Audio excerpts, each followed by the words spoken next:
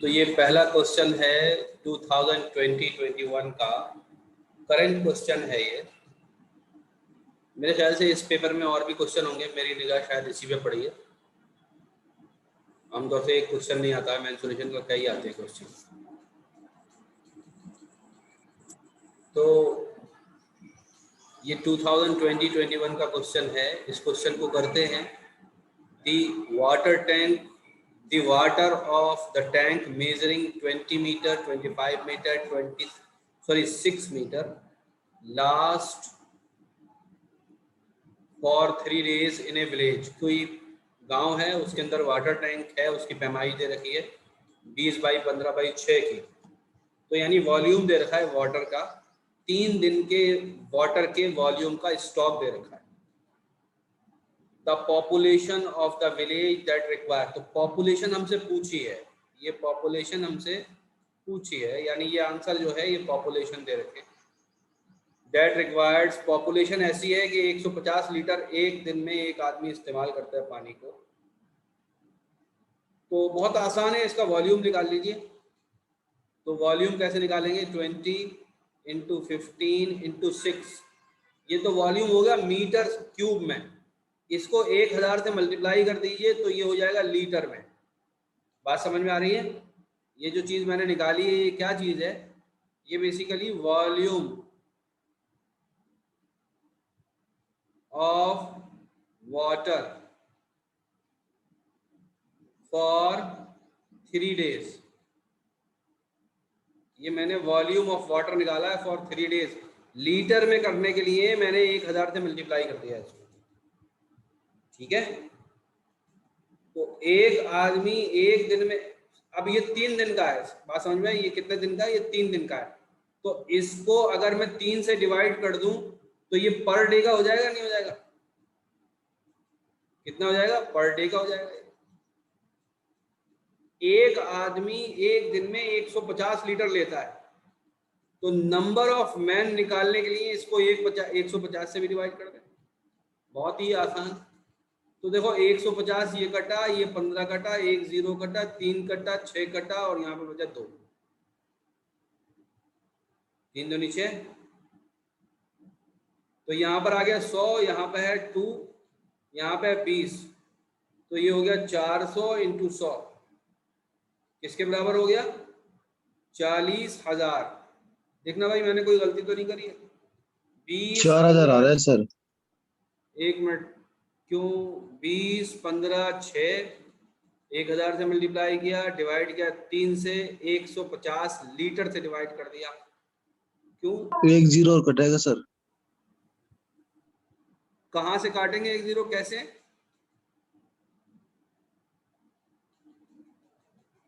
कहां से काटूं 1? अच्छा ये 20 है, इसको 2 से मल्टीप्लाई किया तो 400 आ गया, ये 100 रख दिया यहाँ पर, तो 40,000। 40 आएगा, 40 आएगा सर, 4 से नहीं आएगा सर। 4000 होगा सर। हाँ 400 नहीं आएगा, 40 आएगा सर। तो आंसर आ गया 4000। मेरा भी पहले 4000 आया था, मैं कह रहा था 4000 40,000 कैसे। तो 400 लोग हैं ये, हैं गांव के अंदर। अगर गलत हो जाता तो फिर ये आंसर गलत होता। तो आंसर देखिए इसका ये ए ही है, ठीक है। एनीवे ये अगर किसी के पास 20-21 के और क्वेश्चन हो तो अभी भी दे दे, तो अभी इसको सॉल्व कर लेंगे। If 4 times the sum of areas of 2 circular faces of a cylinder of height 8 centimeter is equal to the twice of the curved surface area, then diameter of the cylinder। Question तो ये बहुत आसान है, लेकिन language इसकी ऐसी है कि उसको बिठा पाना, एक बार में मैं भी नहीं बिठा पा रहा था। तो क्वेश्चन ये बहुत ही आसान है, कोई इसमें कोई आप आराम से कर लेंगे इसको। कैलकुलेशन तो इसका बहुत आसान है, बस इसमें जो लैंग्वेज लिखी है उसको बिठाना। तो कह रहे हैं कि एक राइट सर्कुलर सिलेंडर है। क्या है? राइट सर्कुलर सिलेंडर है। राइट सर्कुलर सिलेंडर है तो एक रेडियस यहाँ पर होगा, एक रेडियस यहाँ पर होगा और ये इसकी हाइट होगी। बात समझ में आ रही है? कह रहे हैं 4 times the sum of the areas of 2 circular faces। तो एक तो सर्कुलर फेसेस, ये सर्कुलर फेस ये वाली है, एक सर्कुलर फेस ये वाली है, तो इनका सम ऑफ एरिया करिए आप। तो इनका सम ऑफ एरिया किसके बराबर हो जाएगा? 2 पाई आर स्क्वायर के बराबर हो जाएगा। पाई आर स्क्वायर एक का होगा, दो का कितना हो जाएगा? 2 पाई आर स्क्वायर हो जाएगा। बात समझ में आ रही है सबके या नहीं? इसका 4 टाइम्स कर दीजिए, इसको किससे मल्टीप्लाई कर दूं मैं? 4 से मल्टीप्लाई कर दूं। ये किसके बराबर आना चाहिए? ये बराबर आना चाहिए twice the curve surface area, twice the curve surface area. Twice the curve surface area किसके बराबर होता है? Pi 2 pi R into H, 2 pi R into H, यही तो कर्व सरफेस एरिया होता है। इसका भी ट्वाइस, तो इसके अंदर एक बार 2 से और मल्टीप्लाई कर दो, इसका ट्वाइस। तो अब ये बन गया बिल्कुल बिल्कुल सही तरीके से। तो अब देखिए इसको लिखिए 4 into 2 into pi R square is equal to 2 into 2 into pi into R, और एच हमें दे रखा है, एच हमें कितना दे रखा है? 8 सेंटीमीटर दे रखा है, और दूसरा भी सेंटीमीटर में ही होना, हमें हम जो रेडियस निकालेंगे वो भी सेंटीमीटर में ही आएगा। तो देखिए पाई को पाई से काट दीजिए, इस 2 को 2 से काट दीजिए, इस स्क्वायर को आर से काट दीजिए। बात समझ में आ रही है? ये 4 यहां से 2 हो जाएगा, तो आर किसके बराबर आ जाएगा? आर बराबर किसके आ रहा है? 4 सेंटीमीटर। पहले 2 आया था, मतलब देखना भाई इसको किसके बराबर आ रहा है? रेडियस 2 है। रेडियस किसके बराबर आ रहा है? 2। 4 टाइम 4 आ जाएगा। अच्छा डायमीटर पूछा, डायमीटर पूछा, सॉरी ये डायमीटर पूछा है। रेडियस 2 कैसे आ रहा भाई? 2 पाई आर स्क्वायर को 4 2 पाई आर,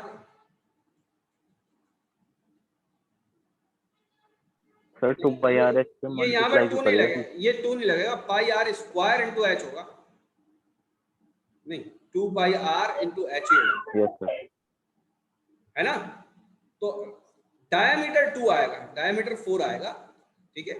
डायमीटर किसके बराबर आएगा? 4। तो डायमीटर का जो आंसर है वो 4। बहरहाल इसको आप करिएगा, प्रैक्टिस करिएगा। आप लोगों ने कर ही लिया है, ज्यादातर लोगों ने तो इसको सवाल को कर ही लिया। क्वेश्चन नंबर, ये भी 19-20 के ही सवाल हैं, ये जो नीचे लिखे हुए हैं ये भी 2019 के हैं, 19 और 20 के, यानी एक साल पहले के। ये 3 सवाल आए। A vessel in the form of hollow hemisphere mounted by a hollow cylinder. The diameter of the hemisphere is 14 and the total height of the vessel is 13. Find the inner surface area of the vessel. आसान सवाल है ये। एक ऐसा hemisphere बनाए हम कि वो एक सिलेंडर पर हो, तो हेमीस्फेयर बन गया ये, और सिलेंडर आ गया इसके नीचे।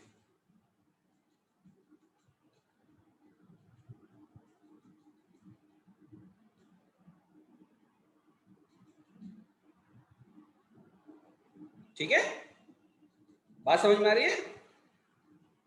कह रहे हैं a vessel in the form of hall, the diameter of the hemisphere is 14, diameter 14 है, तो जो इसका रेडियस होगा वो किसके बराबर हो जाएगा? जो रेडियस होगा वो किसके बराबर, इसको जरा पढ़ा कर लें। जो रेडियस हो जाएगा वो किसके बराबर हो जाएगा? वो 17 के बराबर हो जाएगा। किसके बराबर हो जाएगा? 17 के बराबर हो जाएगा। बना देते हैं, तो इसका जो रेडियस होगा वो 7 के बराबर हो जाएगा। समझ में आ रही है बात? टोटल इसकी हाइट 13 है, तो सिलेंडर की हाइट कितनी हो जाएगी? 6 हो जाएगी। अब सरफेस एरिया निकालना है इसका। हेमीस्फेयर का कितना सरफेस एरिया होता है? एक साइड का, अंदर का। ये इंटरनल डायमेंशंस ही दे रखी हैं, तो हेमीस्फेयर का सरफेस एरिया किसके बराबर होता है? 2 पाई आर स्क्वायर। पूरी सरफेस का तो होता है 4 पाई आर स्क्वायर, इसका होगा 2 पाई आर स्क्वायर। तो 2 इंटू पाई आर स्क्वायर, यानी 7 इंटू 7 प्लस इस सिलेंडर का कितना हो जाएगा, सिलेंडर का जो रेडियस है वो भी 7 है और हाइट है 2, ये हो जाएगी 2 pi R into H. 2 pi R कितना है, आर 7 है, इंटू एच कितनी है, एच है 7, 7 से कट गया, यहाँ 7 7 से कट गया, इसको निकाल लो कितना आएगा। मैंने इसको कैलकुलेट किया था 572 आ रहा, देखना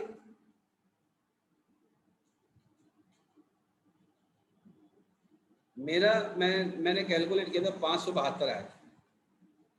आप इसको कैलकुलेट करिए ये फिगर बना के, ठीक है।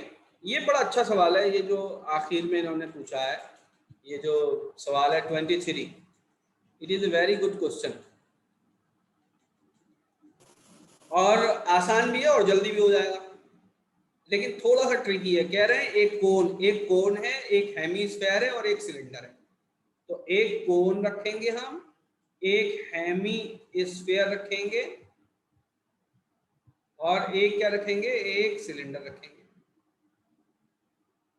कह रहे हैं इन तीनों की बेस सेम है। बेस का मतलब क्या है, बेस का मतलब क्या है कि रेडियस सेम है। इनको इस तरीके से रखा हुआ है कि इनकी रेडियस सेम है, तो इसका मतलब कोन को हम ऐसा बनाएं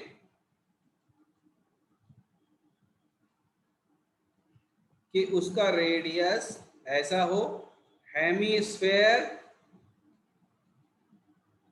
ऐसा बनेगा और दूसरी क्या चीज बनानी है, दूसरी सिलेंडर बनानी है। दूसरी सिलेंडर बनाई तो सिलेंडर ऐसा बनेगा, ठीक है। अगर इसका रेडियस r है तो इसका भी रेडियस r होगा और इसका भी रेडियस r होगा, ये चीज हमसे कही है। और दूसरी बात कही है सेम हाइट भी है, तो हेमीस्फेयर की हाइट कितनी होगी, हेमीस्फेयर की हाइट r के बराबर होगी। ये बात सबके समझ में आ रही है या नहीं आ रही, बोलो भाई। यस सर, आ रही।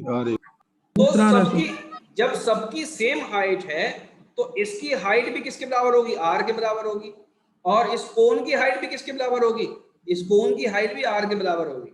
बस यही ट्रिक है और कोई ट्रिक नहीं है इसके अंदर, यही वाली चीज याद रखनी है और कुछ याद नहीं रखनी। अब यूं कह रहे हैं इनके वॉल्यूम का रेशियो निकालिए, तो वॉल्यूम का रेशियो मैंने निकाला 1:2:3 आ रहा है।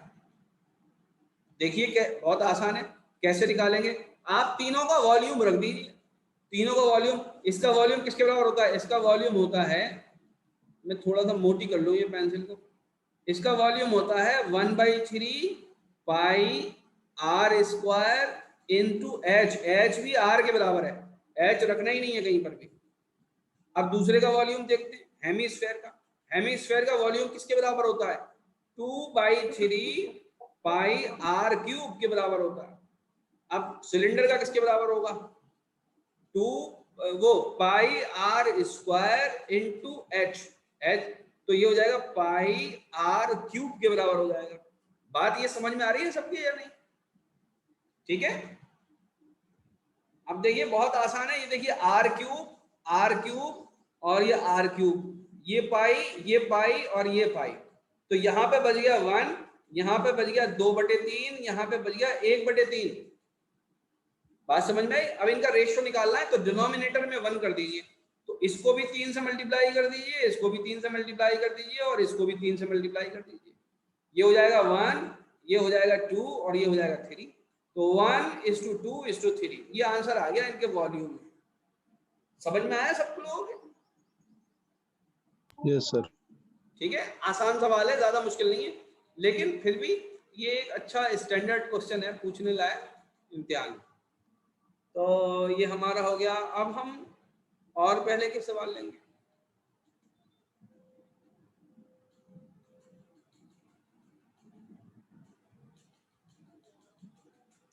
दो 2017-18 के ये क्वेश्चन है। आप में से कुछ स्टूडेंट ने तो ये कर लिए हैं, लेकिन ये मैं इसलिए करा रहा हूँ, ये कराते कराते प्रैक्टिस हो जाती है। ऐसा नहीं है कि आप लोग कर नहीं सकते इसको। इस बहाने जो है कुछ टाइम क्वेश्चन के साथ बीत जाता आदमी का, the cost of fencing of a circular field at a rate of इतना 24 रुपए पर मीटर इज 5280। यानी एक सर्कुलर फील्ड है, एक कैसी फील्ड है, एक सर्कुलर फील्ड है, इसकी फेंसिंग की है, फेंसिंग की है। तो फेंसिंग कहां पर होती है, फेंसिंग सरकमफ्रेंस पर होती है ना। ऐसी एक दीवार बनाई है, ऐसी एक दीवार बनाई है यहाँ पर, ऐसी दीवार बनाई है यहाँ पर फेंसिंग करी है, चारों तरफ इसके फेंसिंग करी। तो फेंसिंग की जो कॉस्ट होती है वो लेंथ में आती है, बात समझ में आई। तो 2 पाई आर, अगर इसका रेडियस आर हो जाए तो 2 पाई आर इसकी सरकमफ्रेंस होगी। तो 2 पाई आर लेंथ के लिए जो पैसे लिए हैं वो कितने लिए हैं, 5280 रुपए लिए हैं। बात समझ में आ रही है, 5280 रुपए लिए हैं 2 पाई आर के लिए। बात क्लियर हो गई या नहीं। और किस रेट से लिए हैं, 24 रुपए पर मीटर के हिसाब से लिए, 24 रुपए पर मीटर के हिसाब से लिए। तो यहां से आपको मीटर मिल जाएगा, कैसे, इसको 24 से डिवाइड कर दीजिए, इससे आप किसको डिवाइड कर दीजिए, 24 से डिवाइड कर दीजिए। तो कितने मीटर की ये है ये पता चल जाएगी आपको। भाई बताइए, समझ में आई बात, बोलिए। तो यानी 2 पाई आर किसके बराबर है, 2 पाई आर बराबर है 5280 डिवाइडेड बाई 24, है ना, ऐसे ही होगा ना, बोलो भाई। ये आपको पैरामीटर बताएगा। यहां से आप रेडियस कैलकुलेट कर लेंगे। रेडियस जो मैंने कैलकुलेट किया था वो 35 मीटर आया, रेडियस कैलकुलेट हो गया। अब यूं कह रहे हैं the field is to be plot, यानी उसको क्या करना है, उसको तैयार करना है हमें मट्टी को फसल लगाने के लिए, प्लो करना है उसको। बात समझ में आई। एट द रेट ऑफ ₹1 पर मीटर स्क्वायर, तो 1 ही दे रखा है, तो इसका मतलब एरिया निकाल लीजिए आप, बस वही आंसर हो जाएगा, वही रुपीज भी हो जाएगा। क्या निकाल लीजिए, इसका एरिया निकाल लीजिए। तो पाई आर स्क्वायर, ठीक है। तो देखिए बहुत आसान है, 2 पाई आर तो आपको दे रखा है 5280 डिवाइडेड बाई 24, इसको 2 से डिवाइड कर दीजिए और 35 से मल्टीप्लाई कर दीजिए। तो आंसर कितना आया है, आंसर आया है 3850। आंसर कितना आया है, 3850, ठीक है, यही आंसर। अब ये 76वां सवाल करते हैं, ये भी इसी पेपर के क्वेश्चन है, सब एक साथ आए। A cone of height 24 centimeter and radius of base 6 centimeter is made up of modeling clay. Clay से मट्टी का एक खिलौना किसी बच्चे ने बनाया है जिसकी हाइट कितनी है, 24 सेंटीमीटर है, और बेस कितनी है इसकी, 6 सेंटीमीटर का उसका रेडियस है। अब उसने वापस उसको कन्वर्ट कर दिया है एक स्फीयर में। किसमें कन्वर्ट कर दिया, स्फीयर में कन्वर्ट कर दिया। The radius of the sphere, sphere का रेडियस निकालना है, तो वॉल्यूम को इक्वेट करा दीजिए आप।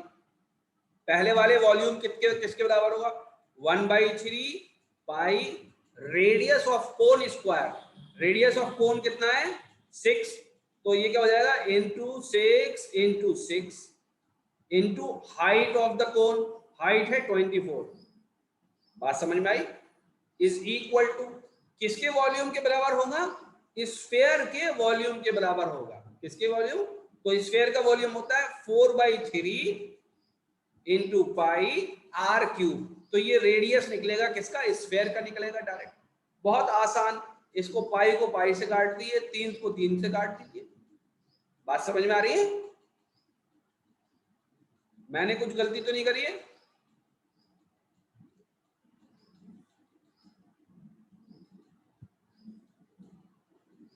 भी आ जाएगा सर। अच्छा 4 लगा हुआ है यहाँ पे 4, तो 4 को 4 एकम 4, बोलो भाई कितना आएगा, 8 आ जाएगा यहाँ। 6 सेंटीमीटर आ जाएगा रेडियस, 4 × 24, तो ये आर आ जाएगा आपका 6। Yes sir. ठीक है, 6 आंसर दे रखा है क्या? हाँ 6 आंसर दे रखा है आंसर। बात समझ में आई? अब ये सवाल है, एक copper rod of diameter 1 centimetre और लेंथ कितनी है 8 centimetre is drawn into a wire of length 18 metre of uniform thickness. तो थिकनेस निकालनी, पतला मतलब एक तरह से एक मोटा वायर है हमारे पास, उसको पतला कर देना है। तो पहले वायर का आप वॉल्यूम निकाल लीजिए, दूसरे वायर का वॉल्यूम निकाल लीजिए। इसका आंसर 1/15 सेंटीमीटर आ रहा है। आप लोग चाहें तो मैं सॉल्व करूं, आप लोग चाहें तो मैं सॉल्व ना करूं। कौन कौन इसको कर लेगा? इसको कर मैं लेंगे। इंशाल्लाह कर लेंगे सर। सब लोग कर लेंगे इसका आंसर। ठीक है, इंशाल्लाह। जी तो ये सर। मैं एक एक्सप्रेशन लिख देता हूं जिससे आपको मतलब आसानी हो जाए। पाई आर स्क्वायर एच, ये तो पहला वॉल्यूम हो गया इसका, और ये बराबर आ जाएगा 8 पाई के बराबर, और ये सेंटीमीटर क्यूब में होगा। ठीक है, 8 पाई सेंटीमीटर क्यूब आ जाएगा, ये पहला वॉल्यूम। फिर इसको क्या करेंगे, 8 पाई को जो कि सेंटीमीटर क्यूब में बराबर हम रख देंगे पाई आर। अब ये आर नया आर है, तो इस नए आर को डिफाइन करने के लिए मैं नई चीज इस्तेमाल करूं, यानी कैपिटल आर इस्तेमाल करूं। पाई आर स्क्वायर इंटू 18 मीटर की जगह मैं क्या लिखूं, 1800 सेंटीमीटर लिखूं। 1800 सेंटीमीटर लिखूं, 18 मीटर ना लिखूं, मैं 1800 सेंटीमीटर लिखूं। तो इससे ये फायदा होगा कि ये आर की वैल्यू सेंटीमीटर में आएगी। बस यही इसके अंदर करना है, वरना इधर उधर हो जाएंगे अगर, तो फिर आंसर जो है वो आप आंसर हो सकता है गलत हो जाए। ओके, तो हमने आज कई सवाल किए, कई सालों के सवाल किए। एक सवाल और करेंगे। ये सवाल 2017-18 में पूछा गया है, और ये भी अच्छा सवाल है काफी। इसके अंदर जो है 100% बच्चे जो है वो कंफ्यूज हुए होंगे और गलत जवाब भी लगा कर आए होंगे। From A square sheet of paper a circle with maximum possible size is cut, the area of the remaining portion is. Remaining portion का एरिया बताना है। तो सबसे पहले हम एक फिगर बना लेते हैं जिससे बात थोड़ी सी आसान हो जाती है समझना। ठीक है, एक स्क्वायर बना लेते हैं। एक स्क्वायर पेपर शीट है, बात समझ में आई? कैसी शीट है? एक स्क्वायर पेपर शीट है। इसके अंदर हमने एक सर्किल बना दिया।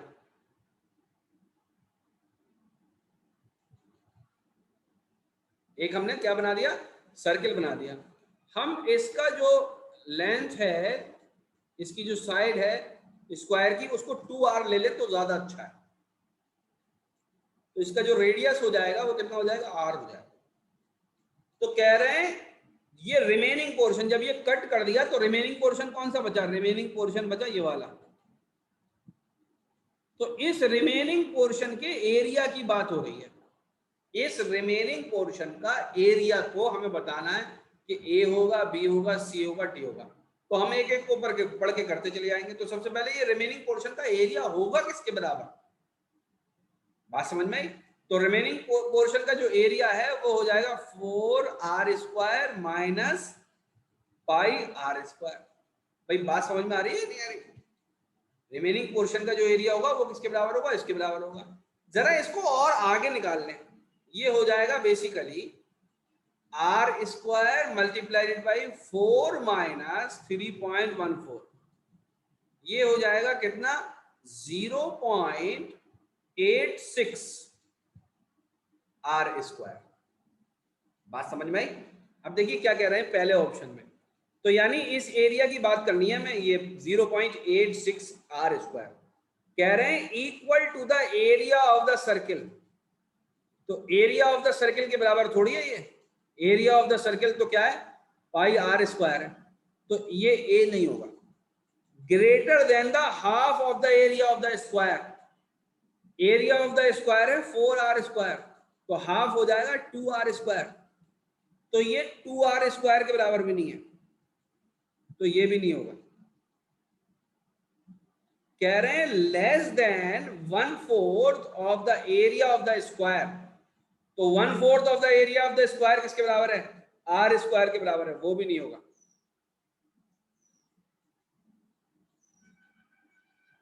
नहीं, लेस तो है ये लेस कह रहे हैं ना, तो यही आंसर होगा सी। ये यूं कह रहे हैं लेस देन, क्या कह रहे हैं? Less than 1/4 of the area of the square. तो आंसर किसके बराबर होगा?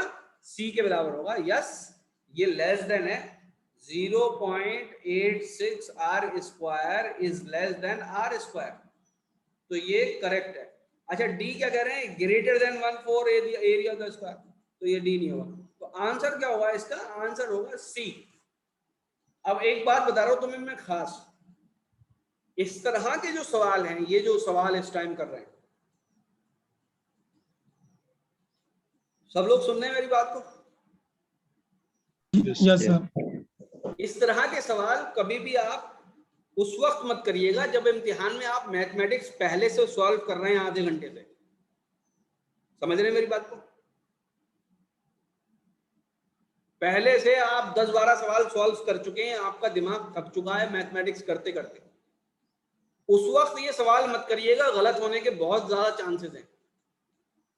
इम्तिहान के कमरे के अंदर आपका जो स्ट्रेस लेवल होता है वो बिल्कुल अलग होता है। अभी तो आप बहुत आराम से बैठे हैं घर के अंदर, अभी आपके ऊपर जो स्ट्रेस है इस सवाल को करने का वो कुछ भी नहीं है, ना बराबर है। बात समझ में आई? क्योंकि अगर गलत भी हो गया तो कोई नुकसान नहीं हो रहा, लेकिन वहां पर स्ट्रेस बढ़ जाता है आपके दिमाग के ऊपर इम्तिहान के कमरे के अंदर। तो इम्तिहान के कमरे के अंदर जब आपके ऊपर स्ट्रेस होगा तो आप इस सवाल को उस टाइम मत करिएगा। आप इसको कब करिएगा? जब आप इंडो इस्लामिक कल्चर कर रहे हो या बायोलॉजी कर रहे हो, तो उस वक्त दिमाग की जो इस तरह की रीजनिंग होती है मैथमेटिक्स वाली, वो रिलैक्स होती है बिल्कुल। उस वक्त इस सवाल को करेंगे तो इंशाल्लाह बिल्कुल आप कर पाएंगे। जैसे कल एजर्शन एंड रीजनिंग वाला सवाल किया था, तो अगर आपने बीच मैथमेटिक्स के कैलकुलेशन में इस सवाल को करना शुरू कर दिया तो आपके दिमाग पे बहुत स्ट्रेस पड़ेगा और बहुत मुमकिन है कि आप गलत आंसर लगा दें। तो आपका दिमाग बिल्कुल रिलैक्स होना चाहिए इस सवाल को करते टाइम। इस तरह के बहुत से सवाल होंगे कि जो आप बीच बीच में करिए। तो मैं तो ये कहता हूं कि हर 5-6 सवालों के बाद आप लोगों को सब्जेक्ट बदल देना चाहिए। जिस सब्जेक्ट को आप पढ़ कर रहे हैं वहां पर हर 5-6 सवालों के बाद आप बदल दीजिए अपना सब्जेक्ट। इससे क्या होगा? आपका दिमाग बहुत ही फ्रेश रहेगा वहां पर। बात समझ में आ रही है कि नहीं आ रही? और आप ज्यादा सवाल इंशाल्लाह कर पाएंगे। ठीक है, तो आज हम इतना ही सवाल करा रहे हैं। अभी मैं कुछ और भी काम कर रहा हूँ। तुम्हारा लॉग का मैं तैयार कर रहा हूँ, तो मैं उसको अपलोड करूंगा लॉग के मटेरियल को, तो आप उसको देख लेना। लॉग के ऊपर भी काफी लॉग सवाल क्या आते हैं। सर? लॉगरिथम सर उसमें कई सवाल आते हैं सर। हाँ, तो वो मैं तैयार कर रहा हूँ लॉग को, वीडियो बना के उसको अपलोड करूंगा। और दूसरी चीजें लॉग यहाँ क्या पर होता है सर? बेटा, लॉगरिथम के ऊपर सवाल नहीं आते? लॉग नहीं जानते हो? जामिया में तो नहीं आता ना सर। हाँ, तो अब जामिया में नहीं आते तो मैं इन बच्चों को नहीं पढ़ाऊंगा, ये बताओ। नहीं, ऐसा नहीं है सर। हाँ, तो अब मुझे पढ़ाना तो सबको ही है ना। और ज्यादातर बच्चे जो हैं वो सिर्फ AMU के हैं। ये तो मैं थोड़ा और स्लो पढ़ाता, तुम्हारा पेपर है 20 तारीख को, तो इसलिए मैं ज्यादा तेजी से पढ़ा रहा हूँ। इसीलिए मैंने बायोलॉजी के एक टीचर जो हैं उनसे कहा, वो मेरा स्टूडेंट ही है, टॉपर है, जैद। तो जैद करा रहे हैं वो बायोलॉजी। जिसको बायोलॉजी पढ़नी हो वो मुझे मैसेज कर दे, जिसको नहीं पढ़नी वो नहीं करे। अगर एक आधी स्टूडेंट पढ़ेगा बायोलॉजी तो फिर मैं मना कर दूंगा जैद को, वो जैद नहीं कराएंगे। 5-6 स्टूडेंट अगर पढ़ेंगे तो मैं जैद से लेक्चर बनवा लूंगा, और उसको मैंने अपलोड भी दूसरे चैनल पे करवाया है, इसीलिए क्योंकि वो अपने घर से ही कर रहे हैं, फिरोजाबाद से। ठीक है, तो अगर आप लोगों को पढ़ना है तो बताइएगा, फिर मैं तभी जो है उससे कहूँगा जैद से कि वो और बनाए, आगे का काम करें। उसने बड़ी मेहनत से तैयार किया है वो बायोलॉजी, जो तैयार किया मैंने देखा उसको। भले ही उसमें थोड़ी साउंड क्लियर नहीं है क्योंकि उसके पास माइक नहीं है इस टाइम, कोई बात नहीं, लेकिन फिर भी सुनने में आ रहा है, समझने में आ रहा है। तो उसने वो बायोलॉजी का जो मटेरियल तैयार किया है बहुत ही स्टडी के साथ तैयार किया है। मैंने उससे जानबूझ के कहा था कि किसी भी चैप्टर का जो मटेरियल हो वो 2 घंटे से ज़्यादा मत रखना और सारे सवाल सॉल्व कर दो उसमें और ये बता दो कि सवाल कहाँ कहाँ से आते हैं। तो उसने वो सब किए। अगर तुम लोग कहोगे तो मैं उससे कहूँगा कि आगे वो कंटिन्यू करे, 10 के 10 चैप्टर का वीडियो बना दे। ठीक है, तो तुम लोग मुझे मैसेज करके बता देना जिसको पढ़ना है। अगर 5-6 स्टूडेंट पढ़ेंगे तो मैं उससे कहूँगा कि वो आगे का काम करे। ठीक है,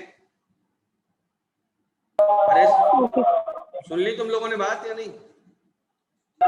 जी सर। ठीक है, ऑनलाइन क्लास पढ़ाएंगे? वो बेटा अपलोड, वो सिर्फ अपलोड करेंगे, वो अपलोड करेंगे। अगर तुम्हारी, एक मिनट, अगर तुम लोगों की कोई क्वायरी होगी तो वो उसको भी पूरा करेंगे। बात समझ में आई? कोई क्वायरी होगी तो उसको पूरा करेंगे। मेरे पास ऐसा टाइम और दिमाग नहीं है कि मैं बायोलॉजी पढ़ सकूं, मतलब ये। ठीक है, मेरा उसमें कोई इंटरेस्ट नहीं है, मतलब ये। तो वो इसीलिए मैंने उसको दिया कि ये बायोलॉजी का भी कुछ काम हो जाएगा जल्दी। तो बायोलॉजी भी आती है 17 नंबर की, ये बात याद रखना। खाली फिजिक्स पढ़ने, केमिस्ट्री पढ़ने से नहीं होगा, बायोलॉजी भी पढ़नी चाहिए। और इसमें मेरा कोई फायदा या मेरा कोई नुकसान नहीं है। इसमें जो भी कुछ फायदा है वो या तो आप, नुकसान तो खैर किसी का भी नहीं है, जो भी कुछ फायदा है वो आपका है और जैद का है।